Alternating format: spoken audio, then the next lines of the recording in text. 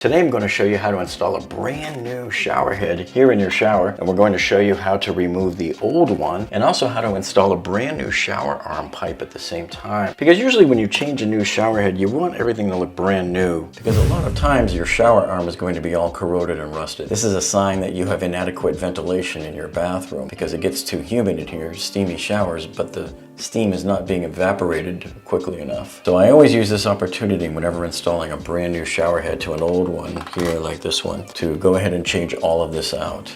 Also, when you go to buy your shower arm, buy the longer ones. Don't buy the little shorter ones that look like they're about like 4 inches. Buy the ones that say 8 inches like this one is here. And the reason why is because when you get some of these taller, bigger, fancier shower heads sticking out of the wall at an angle, you're going to want your shower arm pipe to stick out of the wall a little further.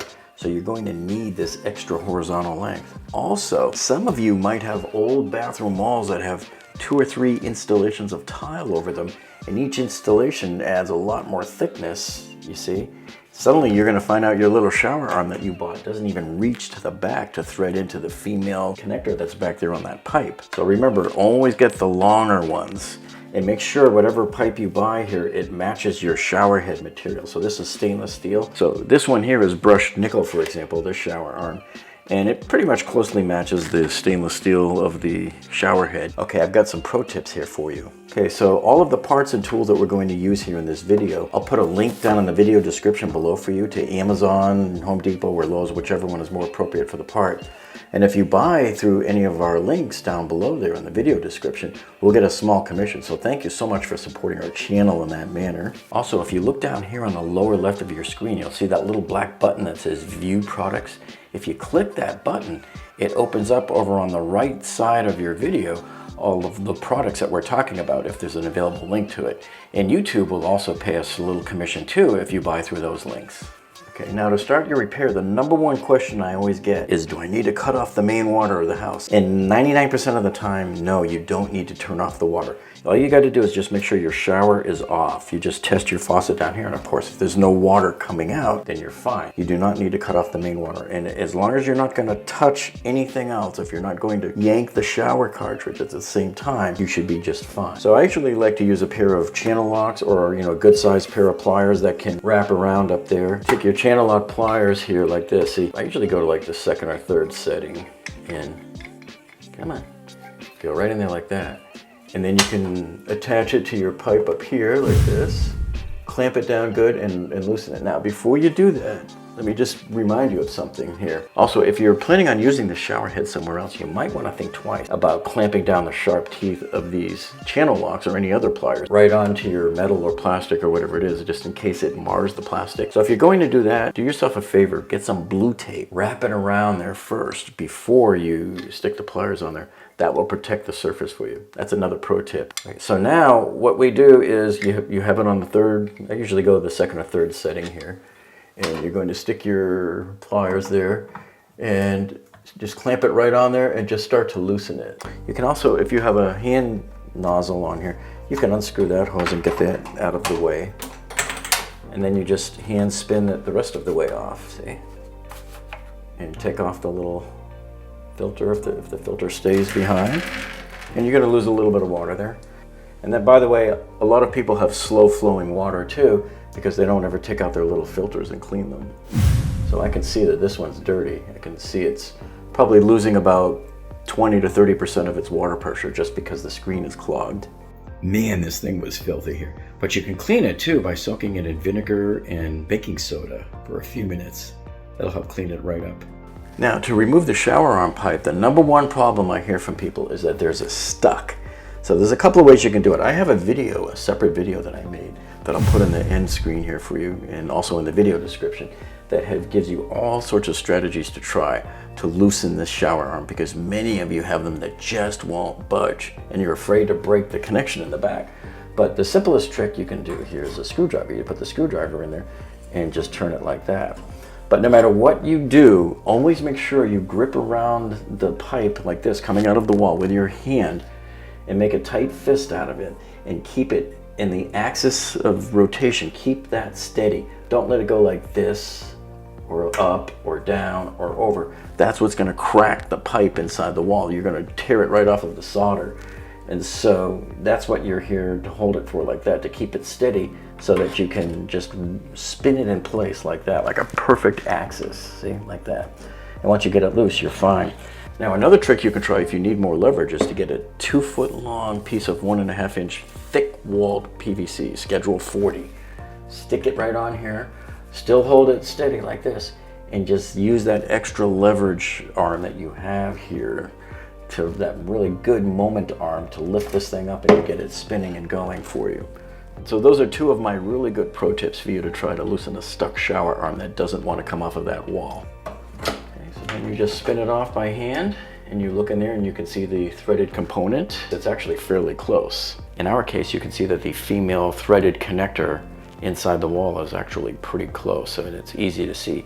Sometimes they're set way back and they're harder to see. So you just have to use the force, Luke, and you just have to feel for it. And by the way, this is not the time for you to be lazy, okay? I want you to use a good, rigid 5-in-1 tool, which is perfect for scraping these off here.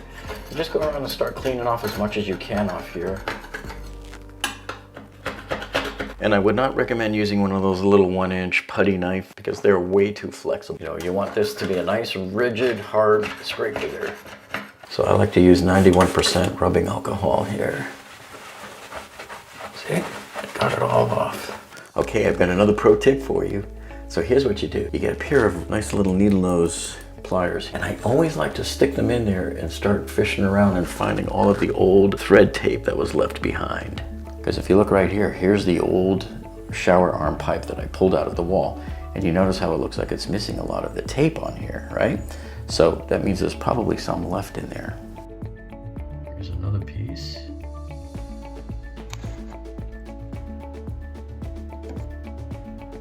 Just keep finding more and more. Okay, I have another pro tip here for you. So when you buy the new shower head, a lot of times the manufacturers will give you a little reel of this really cheap Teflon sealing tape to use, and I don't think you should use it. I don't like it because look, it's hard to keep it flat. It wants to fold over on itself all the time. It's practically transparent here and it just shreds very easily. This is garbage. Don't use it. What I want you to use is this. This is what I use. This has been my go-to. This is called OD Fast Tape. This is not a sponsored video, remember? So this is just what I've been using for years, and what I like about it, and you can just see right off the bat. See, it's thicker, and it's a lot easier to manage. It doesn't shred up on you and fold over on you or anything. And you don't have to wrap it around the threads as much wherever you're using this tape at. So again, I'll have the link to this below for you. Now here's the part a lot of people always get wrong when they go to wrap the threads. First of all, the instructions from both the manufacturer and from the shower arm tell us to make sure to wrap both ends with the Teflon tape. And so I want to show you to make sure that you do it the right direction. When you're looking down into the open, it should always be wrapped around clockwise. And I'm going to demonstrate this for you, what happens if you don't. So here's clockwise first. And the reason why you want to wrap it clockwise direction is because you're going to stick it into the wall and then turn it in this direction, see? So it's going to reinforce the direction of the tape and keep it nice and flat down against the threads. Supposing I go and do it this way and I wrap it around counterclockwise, what do you think is going to happen? Well, when I stick this in the wall's going to grab it and it's going to want to unravel it. But as I tighten it in, see, it's going to just be a total disaster. So make sure that it always wraps around clockwise. All right, now I'm a bit of a perfectionist here. So I always like to start both ends of my tape nice and straight. I cut it with scissors. I don't like to pull it and stretch it. So it's gonna cut off about a 5-inch section there. So now what I do is I start with the tape. I just put it right on the threads and I just sort of bear down on it a little bit, press it into the threads just to let it bite in, push it into the threads so that it gets a grip on it. And then I can go ahead and start wrapping it around. That. And then I just go around and I press it all the way around with my fingers until I can see the threads poking through there. So now I have a nicely wrapped end of this pipe right here. Hopefully there'll be a sticker on your shower arm pipe telling you which is the wall end. So that's what this orange sticker is. So we'll peel this off. And this is another mistake people make too, is they forget to put the flange on first before you put the tape on. So what you do is you gently slide this on over the threads and past the threads and just comfortably past it there to allow you some space. just like with the other side. I'm going to cut off about a 5-inch piece or so. And then remember, we're going clockwise here as well. So I'm going to press it into the threads right there, and then just start wrapping it around. And remember, this is thicker tape than the normal tape.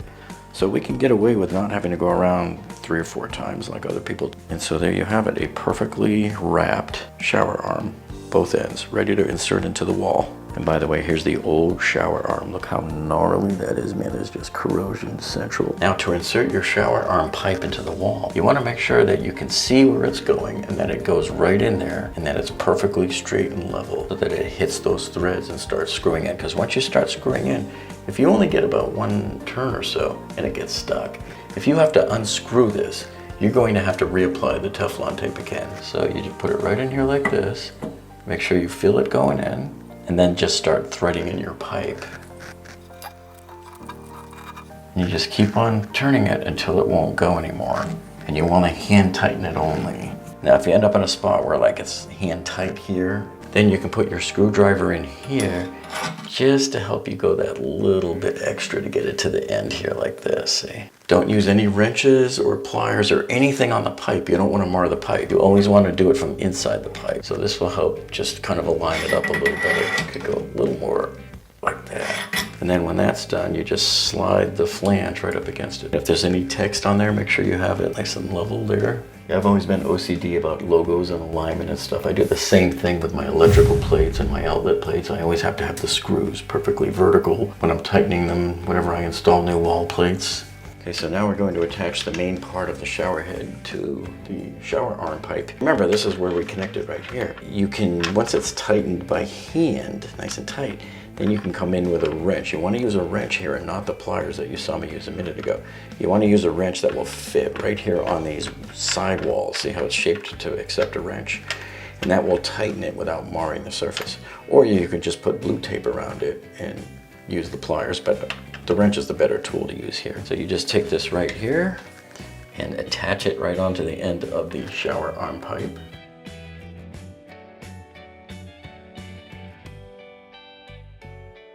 Now there's 2 ends to this hose here, and I've already attached the other end here to the little handheld part of the shower head. And remember, these are usually plastic screwing onto other plastic.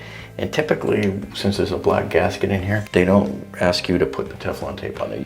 You generally don't put the Teflon tape onto the plastic threads, usually only the metal. So if this turns out to be a leak for us later on, we'll go ahead and add the Teflon tape. But usually with that little gasket in there, that shouldn't be a problem. Now what I like about this particular Kohler shower head is there's a big magnet right here. There's no clicking into place or anything. Boom, that magnet just grabs this thing right out of your hand. It's awesome. Okay, so now we'll test the setup for leaks. This should be pretty awesome. So here you can see we have both streams going. And when you're doing your water test, the 2 places you want to check are right up here. You don't want to see any water dripping there. And then you want to check over here as well. You don't want to see any water running down this one here. Oh, there is one more thing that you can do for us too. At the bottom of the video, there's that little heart with the $sign. So if we saved you some money here and you want to throw us a little tip, you can do that too. You can click on that and leave us a tip. So hope this video helped you, and if it did, hey, you know what to do by now, people, huh? Click that thumbs up down below and click on the subscribe button because you don't want to miss any of our other great DIY videos. That's it for this one, folks. Thank you so much for joining us. I hope this helps you out, and we'll see you on the next one.